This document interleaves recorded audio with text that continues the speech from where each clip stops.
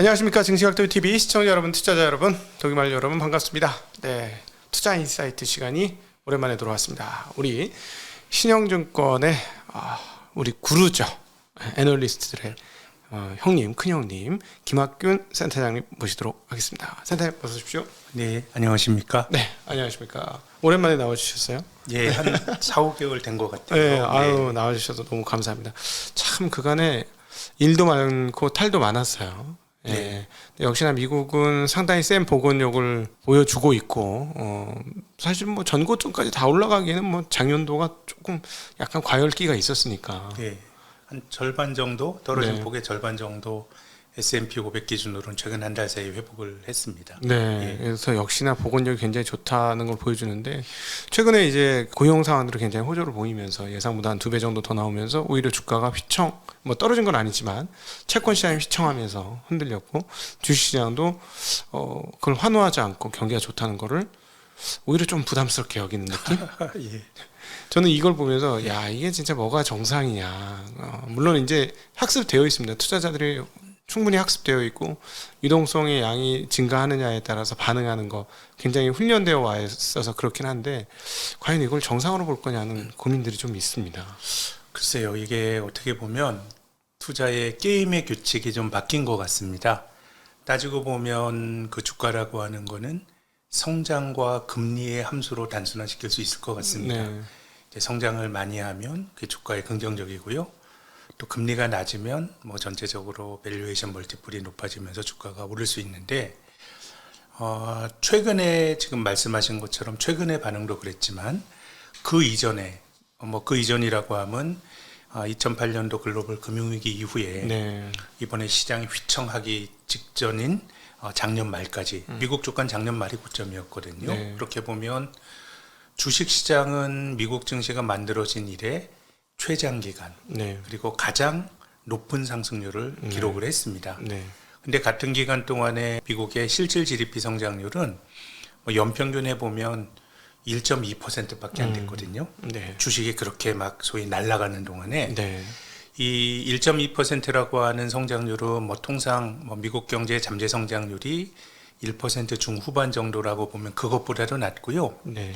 2차 2차 대전 이후 전후 가장 낮은 수준입니다. 네. 우리가 1970년대를 그 스태그플레이션의 시대라고 하는 자본주의 위기의 시대라고 이제 부르지 않습니까? 네. 높은 인플레와 낮은 성장이 네. 공존했던 시기인데, 그 당시에도 물가 상승률을 뺀 실질 GDP 성장률이 연율화로 3.2%인데 네. 지금 1.6%밖에 안 되니까 지금은 이제 어떻게 보면 저금리 의존증이 네. 너무 큰 것 같고, 그러니까. 그러다 보니까 지금 시장의 반응도 지난 10년 동안 좀 익숙한 반응인 것 같습니다.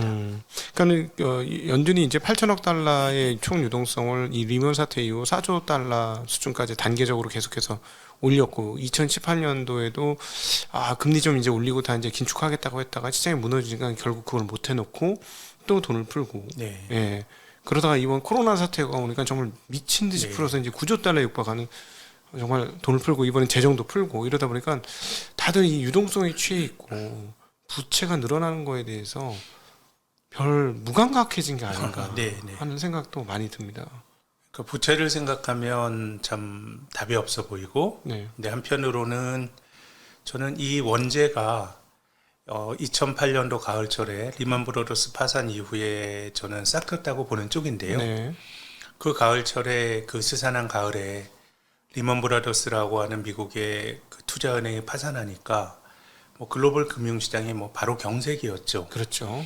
그러면 그 국면에서 꼭 잘못된 경제 조치는 책임을 지고 망하고 이것이 자본주의의 정당한 도덕이다라고 말하는, 예전에 대공황 때도 미국의 그 시장 원리주의자들은 그런 주장을 했었어요. 그렇죠.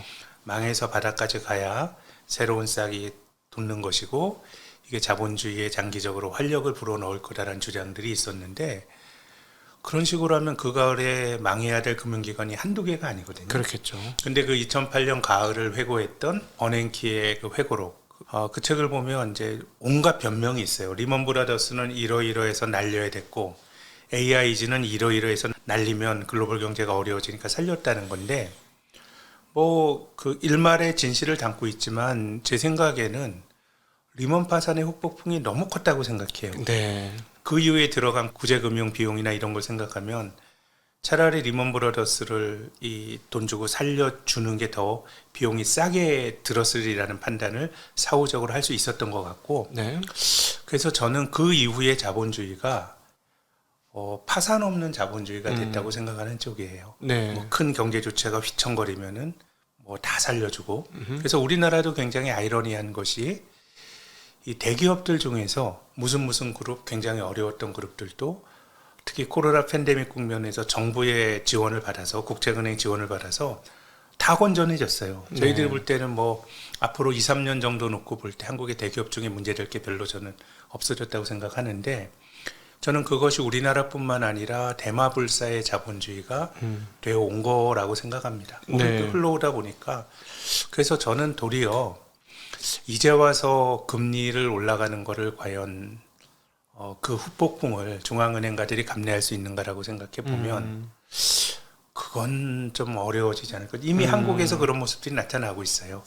청년들에게 그 대출을 해준 것들 탕감은 아니지만 실질적으로 만기 연장 막 해주는 거 아니에요? 예. 124조 원인가 들어서 저는 뭐 자영업도 마찬가지라고 생각을 하고, 그래서 구조로 보면 굉장히 심각한데 그렇기 때문에 중앙은행가들 입장에서도 금리를 좀 마음대로 못 올리는 거 아닌가. 그러니까 경기 후퇴가, 미국의 경기 후퇴가 금리를 못 올린다라고 하는 측면도 있지만은 네. 궁극적으로는 지금의 부채가 어떤 중앙은행가들의 운신의 폭을 좀 좁히는 거 아닌가라는 게 제 생각입니다. 네. 정말 그럴 것 같아요. 지금 채권 시장의 반응이 딱 그거 아닙니까? 미국 채권 시장이 네. 이번에 이제 다시 금리가 지난 주말에 뭐 고용 좋아지고 하면서 2.8%대로 올랐습니다만 그 전에 2.6%대까지 찍으면서 고점이 예, 3.5였는데 3점대 중반에도 그렇게까지 강한 거는 너희들이 해봐라. 그렇게 부채가 많은데 어떻게 금리를 올릴까? 어떻게 보면 또 금융시장의 또 탐욕일 수도 있어요. 네. 뭐 너희들이 올릴 수 있겠어라는 걸 수도 있는데, 저는 이미 글로벌 자본주의가 파산 없는 자본주의로 간 거 아닌가라는 생각이고요.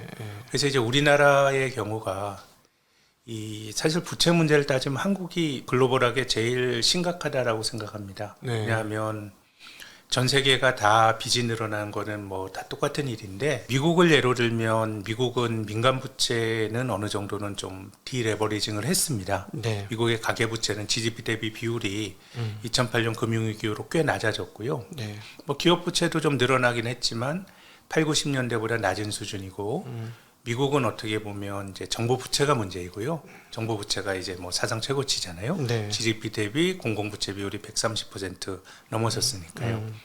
근데 우리나라는 상대적으로 재정은 비교적 좀 여유 있는 반면에 지금 기업 부채는 GDP의 뭐 300%에 육박하고요. 네. 가계 부채도 GDP의 100%를 넘어간 네. 몇 안 되는 나라거든요. 네. 그래서 이자율이 올라가면 한국이나 미국이나 뭐 어려워지는 건 사실 비슷한 일인데, 근데 미국은 공공이 어렵고 한국은 민간이 어렵거든요. 네. 근데 정부의 그 신용도와 그 민간의 신용도가 같을 수가 없어요. 그렇죠. 민간이 훨씬 취약하니까 네.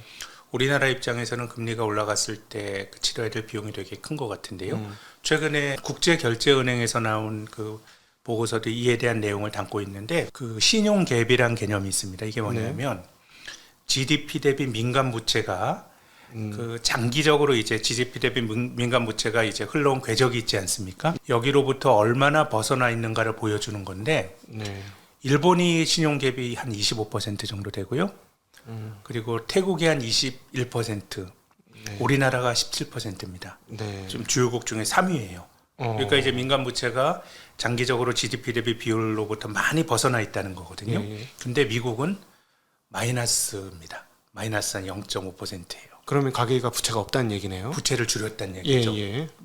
기업은 부채를 좀 늘렸지만 가계가 부채를 많이 줄이면서 상대적으로 민간 쪽의 부채 부담은 장기 평균보다 낮다는 얘기거든요. 네. 그래서 이제 우리나라의 높아진 신용 갭을 가지고 두 가지 해석이 있는 것 같아요. 첫 번째는 금리를 더 많이 올려야 된다. 금리를 더 올려야 사람들이 빚내는 걸 두려워해서 부채 증가 속도가 둔화될 거다라고 하는 하나의 견해가 있고요. 저 같은 경우는 아니 이렇게 부채가 과거의 그 정상적인 상황보다 더 높아졌는데 여기서 금리를 더 많이 올리면 경제가 탈이 난다라고 생각하는 쪽이고요. 네. 앞서서 지금 일본이 전 세계에서 민간 부채가 제일 많이 늘어났다고 말씀드렸는데 네. 일본은 공공부채도 원래 세계에서 최고거든요. 네. 그러니까 지금 일본은 금리를 올릴 엄두를 못 내잖아요. 그렇죠. 아예 그냥 웃기는 소리 하지 마. 그냥 네. 우린 YCC 그냥 할 거야. 예, 그러니까 저는 한국도 보기에 따라서는 비슷한 상황인 것 같고, 그래서 물론 이제 이런 현상이 바람직한 거냐 여기에 대해서는 뭐 저는 다른 해석 나올 수 있다고 보는데 어떠한 가치 판단하는 게 아니고 앞으로 어떻게 될 거냐에 대한 좀 뭐 사실 판단 혹은 네. 뭐 예측을 한다 그러면 중앙은행가들이 금리를 많이 못 올리는 거 아닌가. 우리가 작년도에 전세자금 대출 같은 걸 정부가 막았잖아요. 네. 전 이게 어느 정도는 좀 잘못된 정책이라고 보는 쪽이에요. 왜냐하면 보통 우리가 거주할 때 계획은 뭐 최소한 한 1년이나 2, 3년 생각해서 하는데 이거를 몇 달 앞둬 놓고 대출을 막는 건 좋은 정책 아니라고 보는데 네. 근데 정부가 그런 정책을 왜 썼나도 고민해 볼 필요가 있다고 봐요. 그 이자율을 올리게 되면 부채를 막는 직효약인 건 맞거든요.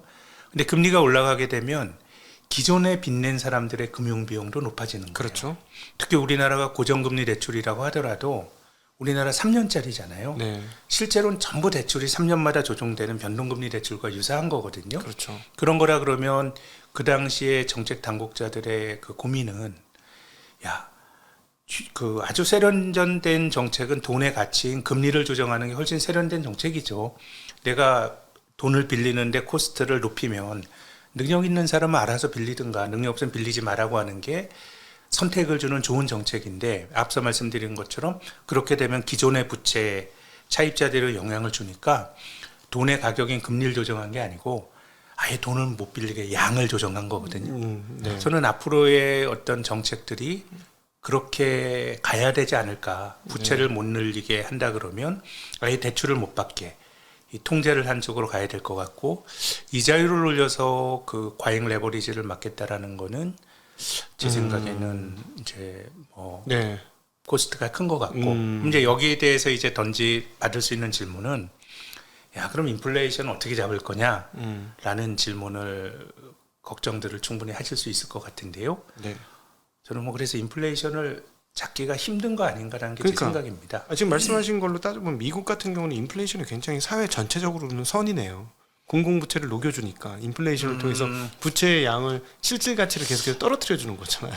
그렇게 보면 이제 뭐 한국도 인플레이션이 민간 부채의 실질 가치를 떨어뜨릴 수 있는 건데 근데 민간 부채는 조금 다를 것 같죠. 조금 다른가요? 왜냐하면 정부 부채는 정부가 빚을 진 거니까 돈값이가 떨어지면 정부가 갚을 돈의 양이 실질적으로는 떨어지니 오케이 받아들이는데 민간은 돈 가치가 떨어진다고 고용이나 임금이 늘어나서 뭔가 갚을 수 있는 캐퍼시티가 더 증가를 한다면 정부는 사실은 채권을 발행할 수 있는 입장이고 민간은 더 이상 발행할 수 없는 입장이니 인플레이션이 나면 한국이 오히려 더 불리하겠는데 미국보다는. 저는 뭐 그렇게 생각하실 수도 있겠네요. 근데 저는 그것이 부채가 어느 정도 상황이어야 부채 문제를 좀 완화시킬 수가 있는 건데 근데 지금은 부채 규모가 너무 크고 네. 실질적으로 보면 이제 인플레이션이 그 부채의 상환 부담을 줄인다라고 하는 거는 그 실질 금리가 낮게 마이너스 하는 거죠, 그렇죠? 하거나 실질 금리를 네. 낮게 가져가는 건데 지금의 물가 상승률을 가지고 보면 실질 금리가 마이너스인 거는 맞습니다만은 장기적인 인플레에 대한 기대치는 뭐 인플레 기대 심리 뭐 이런 걸로 본다 그러면은 저는 지금은 아무튼 부채가 너무 많아진다 그러면 1차적으로는 명목 금리가 많이 올라가는 거를 굉장히 경계심을 가지고 봐야 된다는 쪽이에요. 그렇죠. 이게 인플레가 높아가지고 실질 상환 부담이 낮아지고 이런 거에 앞서서 무조건 우리가 살아가는 세상은 이제 명목의 세상이니까 네. 여기서 이자율이 급격하게 갚아야 될 비용이 늘어나게 되면 저는 한국이나 미국이나 뭐 미국의 부담이 덜할 수 있다는 말씀에는 동의하고요. 근데 저는 굉장히 경제가 나빠질 수 있다고 생각을 합니다. 한국은 가계부채이니까 금리가 올라가서 이자 돈 내는데 헉헉거리게 되면 경제 자체의 통화의 그 승수가 확 떨어지면서 소비도 확 떨어지면서 네. 미국보다 훨씬 상황이 나빠질 수도 있겠네요. 이미 그런 일들이 벌어지고 있죠. 왜냐하면 사실 가계 전체적으로 보면 우리나라 가계부채가 한 2천조 원인다고 하면요. 네. 가계 금융자산은 4천조 원이 넘습니다. 네. 그래서 이 총량적으로 보면 네. 이자율이 올라가는 게 가계에게 유리해요. 네. 우리가 돈을 빌린 사람도 있고 빌려준 사람도 있지만 국민 경제 전체적으로 보면 기업은 돈을 빌리는 입장이고요. 가계는 돈을 빌려주는 입장이죠. 네. 그럼에도 불구하고 이제 가계부채가 높아지는 게 왜 문제인가 하면 두 가지가 있는데요. 첫 번째는 취약한 경제 주체가 손을 들고 어려워지면 이게 그냥 연쇄적으로? 문제가 생기는 거니까 이제 취약한 계층에 대한 우려가 있는 게 첫 번째 포인트고요. 두 번째는 한계 소비 성향 이런 말씀을 드려야 될 것 같은데 돈이 많은 사람의 경우는요. 이자 소득이 많은 사람들의 경우는 상대적으로 돈이 많은 사람이고요. 그런 사람들은 이자 소득이 늘어난다 그래서 뭐 소비를 늘리거나 이러진 않은데 부채를 많이 진 분들의 경우에는 상대적으로 조금 형편이 어려운 사람들이라고 가정을 하면 상대적으로 내 소득이 줄어들었을 때 소비를 이자 받은 사람 보유층이 소비 늘리는 것보다 소비 성향이 높은 사람들이 이자로 내면서 소비를 못하는 게 훨씬 큰 것 같은데요. 개수로 많겠죠. 근데 이 예. 추론이 저는 맞다고 생각하는 게 우리나라에서 가계부채 문제가 이슈가 됐던 게 거의 노무현 정권 중후반 때거든요. 네. 그 이후로 한국의 민간 소비가 GDP 성장률을 계속 밑돌고 있어요. 그러니까 우리나라 GDP 성장률을 계속 하강하고 있지 않습니까? 네. 하강하고 있는데 민간 소비 성장률이 GDP 성장률을 밑도는 거는 우리나라 GDP가 뭐 이렇게 둔화되는 게 뭐 수출 부진 그건 아니죠. 수출은 뭐 계속 굉장히 늘었으니까요. 잘했고 네. 정부 지출 계속 정부 돈 많이 쓰고 있고 기업 투자도 그냥 전체 성장률만큼 하거든요. 네. 그럼 우리나라 지금 성장률이 둔화되는 원인은 민간 소비 부진이거든요. 예. 그럼 이제 혹자는 이렇게 얘기를 하죠. 우리나라 가계부채의 질이 높다. 미국의 서브프라임처럼 능력이 안 되는 사람들이 빚내 가지고 빚낸 게 아니고 다 뭐 월급 나오는 중산층들이 집 살라고 뭐 빌린 거다라는 거는 그 말이 맞는데 네, DSLR 규제 이런 게 있었으니까. 뭐 근데 제 생각에는 뭐 원리금 같은 거 갖고 있지만 그러다 보니까 이제 돈을 못 쓰는 그렇죠. 거예요. 그렇기 그리고 때문에 월간 2,300만 원씩 이자 갚으면 월급쟁이가 쓸 돈이 어디 있겠어요. 네, 그렇기 때문에 저는 이게 금리가 많이 올라가지 못할 거다라고 보는 쪽인데 이게 뭐 당위적으로 굉장히 또 한국 사회가 저는 분열돼 있다라고 느끼는 것이 특히나 이제 우리가 최근 몇 년 동안에 그 집을 사는 문제, 집은 대부분 자기 돈 가지고 안 사잖아요. 플러스 알파. 예, 뭐 네. 대출을 받아서 사는데 그래서 이제 주택을 가지고 있느냐 없느냐 가지고 사회가 분열이 되어서 이런 식의 정부가 청년 차입자들의 대출 만기 연장 이런 안이 나오면 굉장히 반대편에서의 그 공격이 드세요. 네. 빚내서 리스크 테이킹한 사람을 정부가 도와주는 거냐? 사실 뭐 집 안 가진 사람 입장에서는 집값이 조정을 받는다고 하더라도 뭐 지금 뭐 월급쟁이들의 소득을 가지고 집을 사는 건 뭐 굉장히 어려운 일이다 보니까 그래서 굉장히 이제 그런 현상을 둘러싸고도 바라보는 상이한 관점이 존재하는데 뭐 인플레이션 경험해 봤습니다. 70년대 있었고 2차 세계대전 직후에도 인플레이션이 있었어요. 또 경기 후퇴는 늘 우리가 경험하는 건데 이 막대한 부채라고 하는 거는 전 지금이 유사일에 처음이라고 봐요. 그래서 중앙은행가들이나 관료들도 이런 정도 부채를 다뤄본 경험이 있는 사람들이 아니고요. 네. 그렇기 때문에 저는 굉장히 그 특히 중앙은행가들의 통화 정책은 신중해질 수밖에 없고 최근에 이제 우리나라 중앙은행, 한국은행 관계자들이 굉장히 좀 조심스러운 이야기들도 저는 뭐 그런 맥락에서 해석할 수 있다고 생각합니다. 네. 지금 이창용 총재께서는 굉장히 합리적이고 이성적으로 정책을 피고 있는 것 같고요. 이번에도 한 8월달에 25p 정도 금리 인상을 하실 것 같고 그러면서 금리 역전도 받아들이겠다 이런 톤으로 다 지난번 네. 금토이 때 얘기하시더라고요. 근데 진짜 미국하고 금리 역전되면 아무 문제 없을까요? 저는 뭐 불편하죠. 우리나라처럼 기축통화가 아닌 나라가 미국보다 금리가 낮은 상황이 마음 편하진 않는데 근데 역사적으로 보면 한미 금리 역전이 됐던 게 한 3번 정도 있습니다. 네. 한 2000년, 2006년도, 2018년도 있었는데 그때도 자본 유출이 없었습니다. 네. 저는 뭐 이번에도 그럴 거라고 생각하는데 만약 세상이 한국과 미국 두 나라만 있다라고 가정을 하면 금리가 낮은 곳에서 금리가 높은 쪽으로 돈이 흘러가는 게 자연스러운 거죠. 일입니다. 네. 근데 세상은 한국과 미국만 있는 게 아니에요. 네. 특히 이제 우리가 보통 그 금리 차가 역전이 됐을 때 미국 금리가 한국보다 더 높아졌을 때 돈이 빠져나가는 거는 대부분 이제 금리를 보고 들어온 채권 투자자들의 이탈을 우려하는 건데요. 일본보다 우리나라의 국가 신용 등급이 더 높습니다. 더 좋아요. 네. 우리나라 뭐 정부 부채가 미국, 일본보다 적으니까. 근데 그러면 이제 정부의 재정의 신뢰도는 한국이 더 높은데 한국의 10년짜리 국채를 사면 이자를 3% 넘게 줍니다. 일본의 10년짜리 국채를 사면 이자를 0.2%밖에 못 받습니다. 네. 그리고 이탈리아가 재정위기가 우려되는 나라인데 이탈리아 10년 만기 국채 수익률과 한국이 비슷하고요. 영국이나 독일 2%대입니다. 그러면 그 금리 역전이 돼서 돈이 빠져나갈 수 있다라고 하는 거는 뭐 굉장히 상식적인 추론이지만 그러면 한국에서 빠져나가면 남들은 더 빠져나가야 되겠네. 전 세계가 그러면은 뭐 다 미국으로만 가는 건데 네. 그래서 저는 다른 나라와 이렇게 줄을 세워놓고 보면 그래도 우리나라의 상대 금리가 높기 때문에 전체적으로 그렇다고 해서 돈이 많이 빠져나가진 않을 거라는 게 제 생각이고요. 네. 다만 이런 모든 상황에서의 칼자루를 쥐고 있는 건 미국입니다. 제가 네. 앞서서 2018년에도 금리 역전됐다고 말씀드렸는데 그때 금리 차이가 0.75%포인트입니다.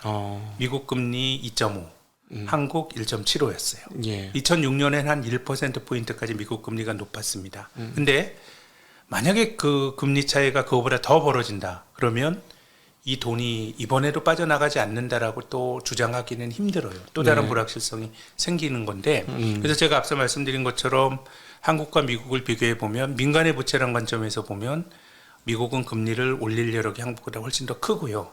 한국은 미국이 금리를 올리게 되면 조금 부담이 되더라도 따라가야 될 입장이라고 보면 이번 그 금리 인상 사이클의 전반적인 어떤 칼자루를 쥐고 있는 건 미국인 거예요. 네, 맞아요. 그래서 미국이 금리를 계속 올린다 그러면 하는 입장에서도 어느 정도 낮은 금리를 감내한다고 하더라도 어느 정도는 차이를 유지하면서 계속 올라가야 되니까 네. 한국은 더 부담이 되고요. 예.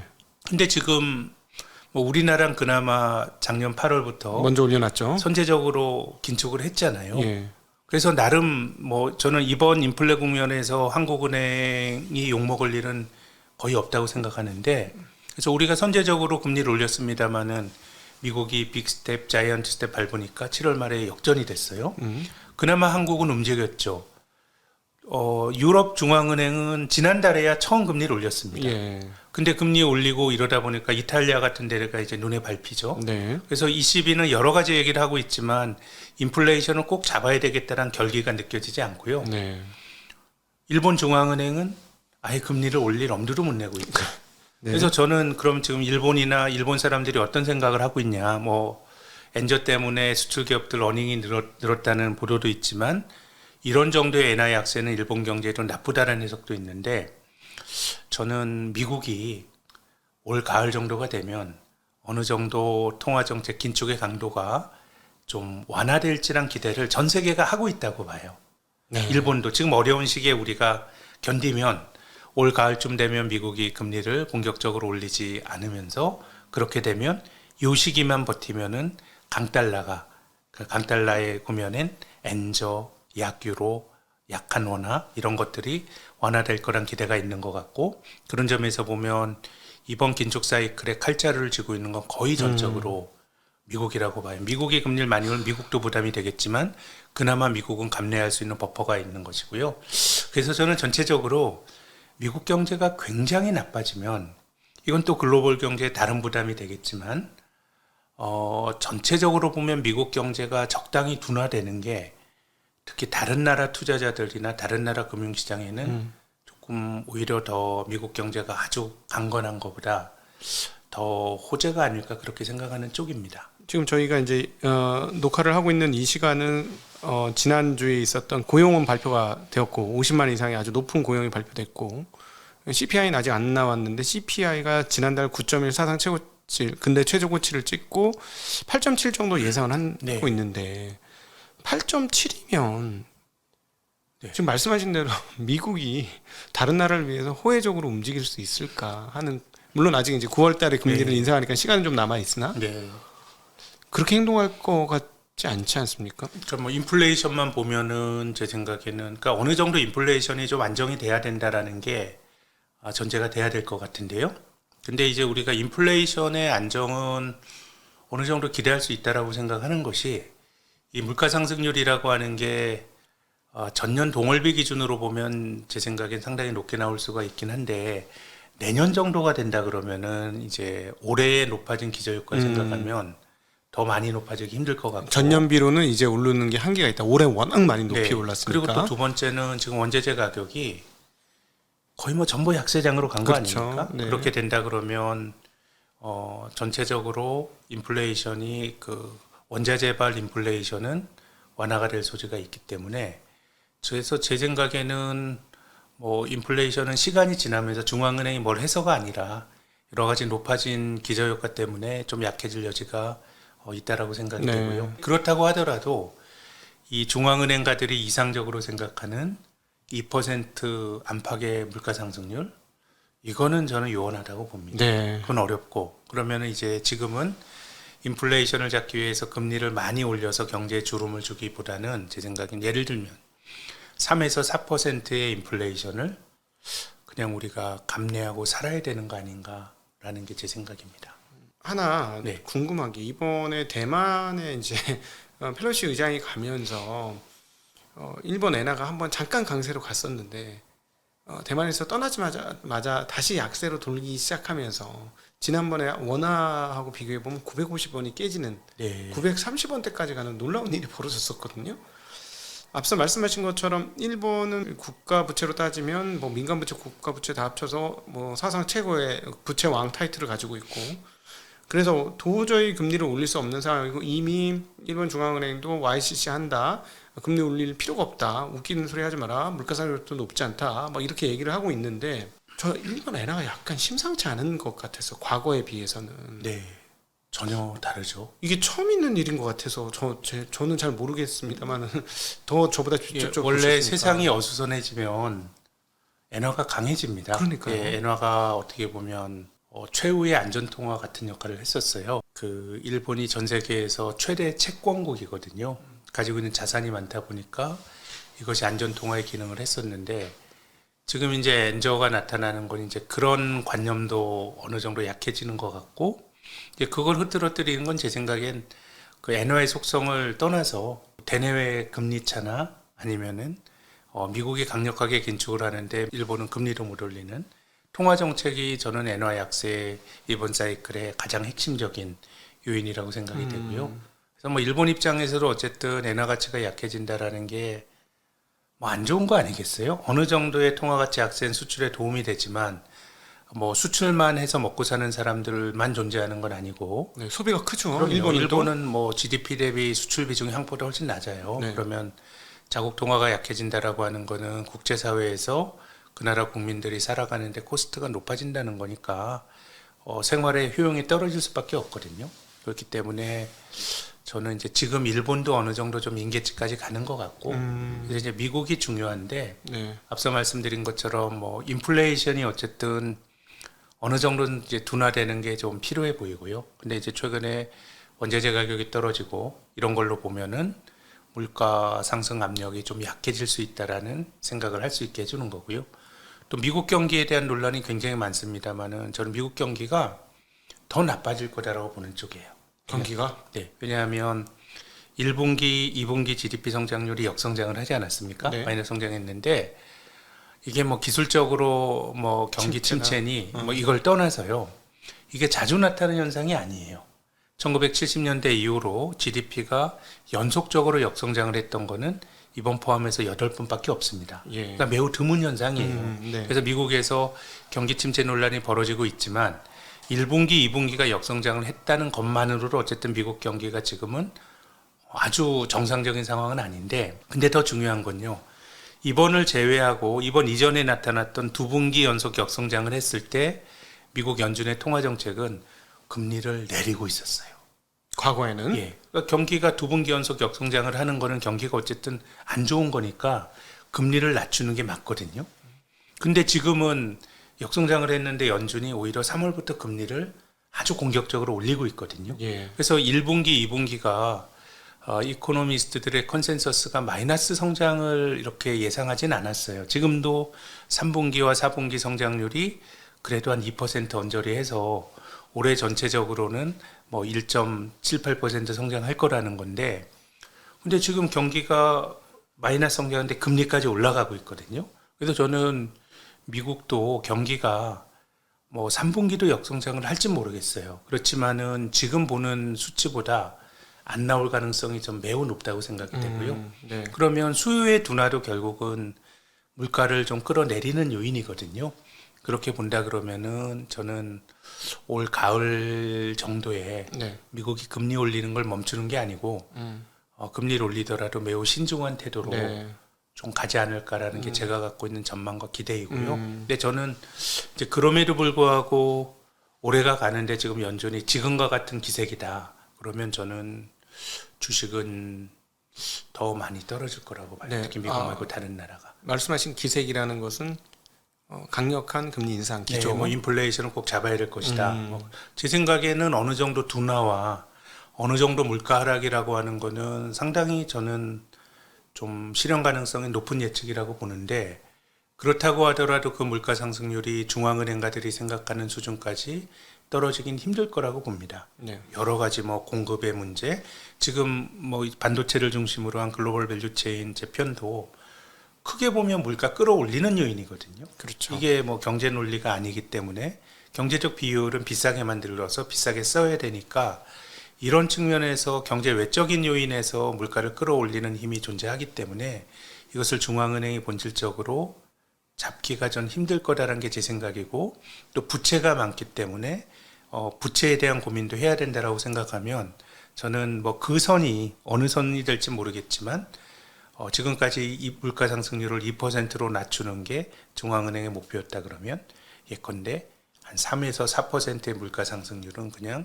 우리 시대에 받아들여야 될 노멀이 되고, 네. 금리도 거기에 맞춰서 조정이 되는 정도가 앞으로의 세상이 아닐까 생각을 합니다. 네. 여러분은 지금 우리 신한은행증권의 리서치 센터장님이신 김학균 센터장님과 함께하는 대담 함께 듣고 계십니다.